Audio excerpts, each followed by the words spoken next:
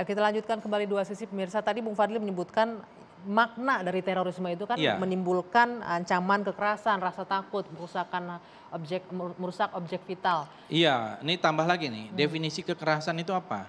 Setiap perbuatan penyalahgunaan kekuatan fisik dengan atau tanpa menggunakan sarana secara melawan hukum, menimbulkan bahaya bagi badan, nyawa, dan kemerdekaan orang, termasuk menjadikan orang pingsan atau tidak berdaya dan sebagainya. Ini bisa kita kaji. Inilah yang dikhawatirkan dulu oleh para pembuat undang-undang. Jangan sampai orang begitu gampang melakukan labeling terhadap teroris. Nah, ini saya sebagai anggota DPR mengatakan saya tidak percaya karena saya kenal Saudara Munarman. Dia menurut saya bukan seorang teroris, ya. Dan saya tidak percaya itu terjadi. Dan kenapa ini baru 7 tahun kemudian. Nah, ini saya ada buku nih, biar kita agak ada literasi dikit, ya. Judulnya namanya Terror Factory, Inside the FBI's Manufacture War on Terrorism, Trevor Aronson. Ini buku faktual, saya kira ini perlu dibaca dan diterjemahkan. Apa hasilnya? Dari 508 terdakwa dari tuduhan kasus terorisme, dari tahun ketika peristiwa 9/11, itu ini saya bacakan penemuannya. 243 itu merupakan target dari informan FBI. Jadi bikinan FBI sendiri ini sebenarnya. Didesain. Ya juga. Didesain, dibikin, duitnya pun dari dia, plotnya dari mereka, nah, yang nangkep juga mereka. 158 itu ditangkap oleh FBI melalui yang namanya terrorism sting. Terrorism sting itu memang dia dipancing di situ. Yang ingin Anda sampaikan apa? Ini hal yang sama ketiga, juga terjadi di sini. Gitu? Sebentar, 49 kemudian kasus itu adalah agen provokatur. Yang benar-benar kasus yang teroris, bahwa teroris itu ada, iya. Tapi sangat sedikit. Dan jangan sembarangan orang menteroriskan itu. Cuma satu menurut dia. Dari 508 kasus, hanya satu. Nah, maksud kan saya adalah FBI ya, di sana ya. Jangan sampai ada ulah dari oknum-oknum melakukan penterorisan orang untuk target-target yang bukan untuk penegakan hukum. Ini berbahaya. Termasuk kasus Munarman menurut Anda? Lah, saya melihat ada apa kok baru 5 tahun, 6 tahun, 7 tahun kasus ini tidak pernah ada, tidak ada sedikit pun. Saya kira semua orang yang mengenal Munarman ya dari kiri sampai ke kanan itu nggak mungkin percaya bahwa Munarman itu adalah seorang teroris. Dan kemudian diperlakukan seperti itu dengan apa namanya? Dengan mata ditutup. Itu juga saya sependapat melanggar hak asasi manusia karena disebut kok di situ harus tetap mengindahkan hak asasi manusia. Bisa saya bacakan pasalnya. SOP-nya kata Bung Yedi tadi. Ya SOP dari mana orang jelas kok di sini. Harus tetap mengindahkan. Saya bisa dibacakan. Bung Fadli sebentar. Itu dikatakan ada beberapa poin yang saya garis bawahi. Ada kenapa baru 6-7 tahun sekarang baru diusut. Kemudian tidak memenuhi unsur dari definisi terorisme yang disebutkan oleh Bung Fadli tadi. Kita jangan menyesatkan pengertian HAM itu pertama. Dan kita jangan melayang-layang di awam kalau kita baca buku itu, ya. Orang ditangkap, itu pasti ada perampasan hak azazinya karena kemerdekaannya. Begini Bung, nih ya saya baca. Iya, supaya nggak ngalor ngidul. Biar nggak ngalor ngidul. Orang ditangkap pasti ada dengar hak azazinya diambil. Jadi ada pembatasan azazi di situ karena undang-undang dasar mengatakan azazi itu bisa dibatasi oleh undang-undang. Ini saya bacakan aja, nggak usah berdebat. Nggak usah berdebat. Saya juga pasal 28 ayat 3. Pelaksanaan penangkapan orang yang diduga melakukan tindak pidana terorisme sebagaimana dimaksud pada ayat 1 dan ayat 2 harus dilakukan dengan menjunjung tinggi prinsip hak asasi manusia. Nah, menjunjung tinggi prinsip hak asasi manusia itu terhadap perbuatannya atau personalifikasinya. Sekarang perbuatan subjeknya apa ini orang?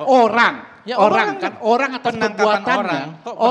Orang atas perbuatannya. Iya. Ya, ketika dia ambil. Saya ini bukan lawyer, Anda yang lawyer kan?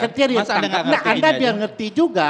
Anda harus ngerti nih bahasanya. Anda harus paham bagaimana hak asasi itu dalam perspektif hukum dia berkurang karena dia dibatasi oleh undang-undang. Jadi apa ini artinya? Sebentar, Bung Fadli.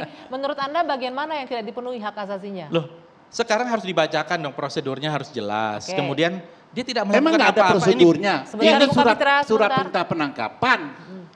waktu ditetapkan pertama juga, Dia saya ada- dengar, saya baca, Ada- itu tidak ada tersangka, penetapan dia sebagai baru tersangka. kemudian Sebentar, sebagai sebentar. tersangka. Oke. Cuman Kemudian ditolak. tidak ada panggilan atau saksi Ada atau penetapan apa. tersangka Anda Ya. berasumsi. Saya nggak tahu nanti, Sebentar, silakan tanya- dijawab. tanya ke Silakan kuasa dijawab. hukumnya. Tapi Ada yang nggak? jelas, Anda keliru Bapak-bapak, begini. sebentar. memahami hukum itu jangan secara politis. Anda yang keliru. Sebentar. Jelas, Secara hukum. hak asasi manusia. Hak Bung itu Fadli, apa? ini saya boleh minta mic-nya nanti. Kalau nggak Masa bisa bergantian, mau Bung pakai Fadli, sendal aja nggak sebentar. bisa.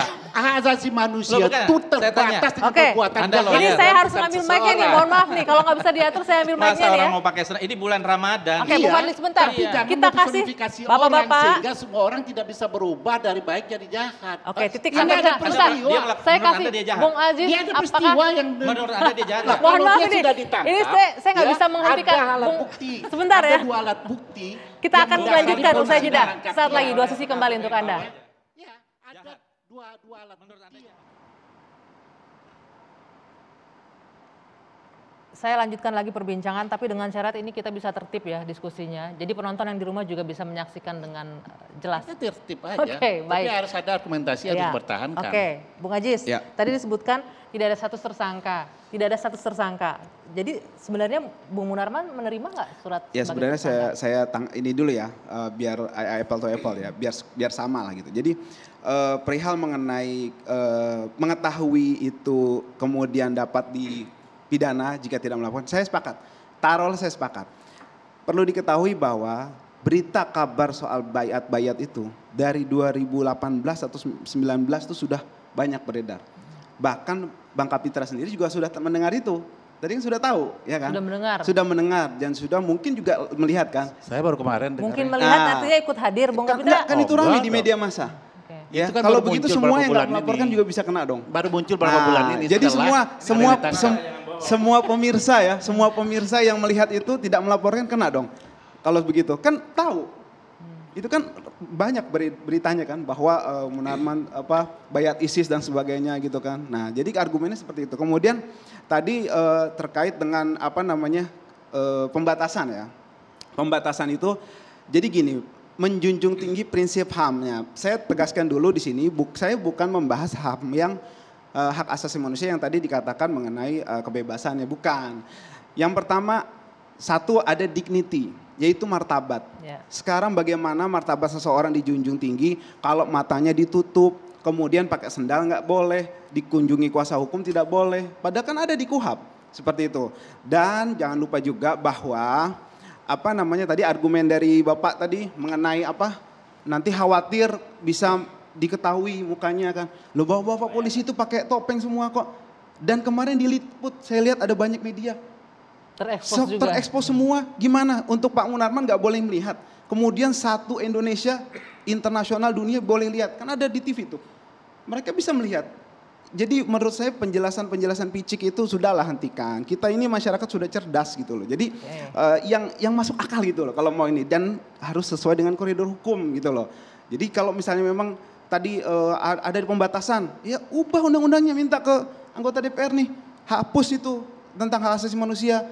Dihapus ayat 3-nya. Baru mungkin kita akan tidak mempermasalahkan itu gitu loh. Jadi jangan lupa gitu loh. Kita sepakat dengan saya setuju tadi mengenai penegakan hukum untuk menghindarkan terorisme, sepakat. Yes, saya setuju. Tapi ingat, semua itu ada aturannya dan kita sepakat ada undang-undang gitu kan. Jadi jangan kita itu karena berkuasa, karena punya senjata, karena punya kekuasaan, jangan seperti itu. Itu pendidikan buruk dalam penegakan hukum. Tadi katanya pelanggaran hak-haknya segala macam, double standar nih, standar. Saya kira gini ya, kita juga harus melihat bahwasanya tadi saya sampaikan ini adalah kasus terorisme ya. Kita juga bisa bayangkan, kita bicara masalah HAM, tapi juga kita harus lihat bagaimana dampak teror selama ini terhadap masyarakat ya. Kita lihat kasus yang ada di Makassar ya, bisa mengakibatkan korban jiwa di sana ya. Kemudian juga di tempat lain ya. Saya kira kalau kita lihat kemarin, polisi menetapkan Munarman dengan Undang-Undang Nomor 5 Tahun 2018 dengan pasal 14 dan juga pasal 15 disebutkan di sana adalah setiap orang yang dengan sengaja menggerakkan orang lain untuk melakukan tindak pidana terorisme sebagaimana dalam pasal 6 ayat 7. Kemudian di dalam pasal 15 disebutkan setiap orang yang melakukan pemufakatan jahat, persiapan, percobaan atau pembantuan untuk melakukan tindak pidana terorisme sebagaimana di dalam pasal 6 dan pasal 7. Tadi disampaikan bahwasanya kenapa misalnya baru sekarang seperti kata Pak Dijon disebutkan, masalahnya adalah inilah namanya kasus terorisme. Biasanya di dalam menangani kasus terorisme itu dilakukan penyelidikan yang panjang, ya. Dan mungkin saja baru sekarang ditemukan bukti-bukti yang cukup, baru kemudian dilakukan penegakan hukum. Dan ini saya kira ya inilah namanya kasus terorisme. Jangan membodohi masyarakat. Sebagaimana tadi disebutkan, kasus ini sudah banyak diungkap, bahkan di beberapa talk show, Saudara Munarman itu sudah menjelaskan dengan berkali-kali berulang-ulang jelas dan detail. Udah 2-3 tahun yang lalu, karena itu memang dicari-cari dan diada-adakan, ya. Kalau itu yang menjadi bukti dan kemudian mau diseret-seret, itu yang saya bilang mengada-ada. Janganlah begitu. Dan ini jangan lupa, ini mungkin ada kaitannya dengan mau menteroriskan FPI. Itu tidak boleh, ya. Ini saya pikir nggak begitu. Kita lihat dulu, ada kehadiran Munarman, lalu ada peristiwa teroris. Ya yang mana terorisnya yang mana? Yang di Makassar. Pelaku yang waktu dibaiat langsung itu, yang Munarman hadir, itu ditangkap polisi karena melakukan teror.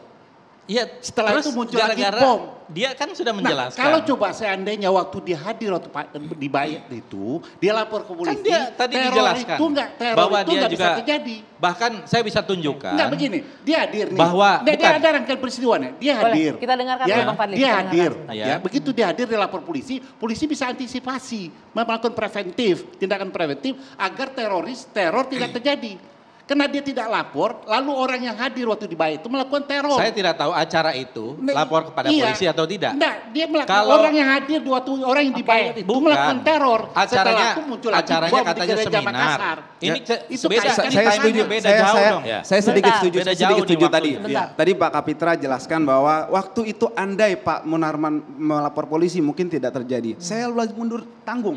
Mundurnya tanggung. Kalau begitu waktu itu kalau ibunya tidak melahirkan maka tidak terjadi. Tidak begitu dong. Dia hadir waktu pembayatan tuh hadir langsung.